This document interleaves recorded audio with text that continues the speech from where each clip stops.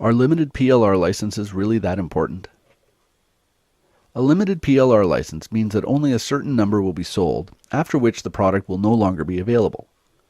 These limits can range from a handful to several hundred sold.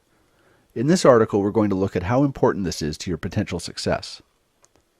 The biggest advantage a limited license offers is the fact that you know how much competition you could potentially have. If there are only 100 licenses being offered, that's the absolute maximum number of other people who could be using the same content.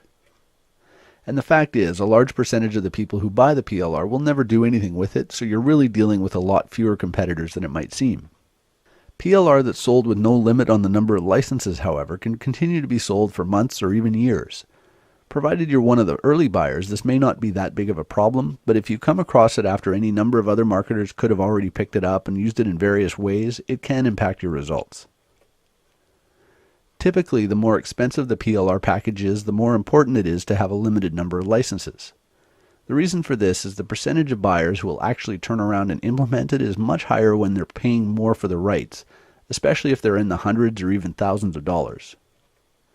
In that case, the fewer licenses offered, the better.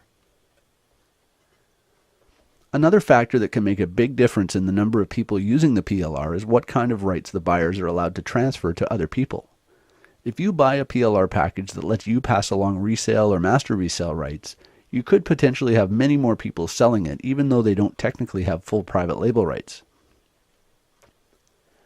In this case, you would want to do some kind of customization to make your offer unique. If you change it enough that your potential customers wouldn't recognize it as the same as someone else's offer, it'll go a long way toward making any competition irrelevant. In general, if you have a choice between a limited number of licenses or an unlimited number, the limited license is the better choice.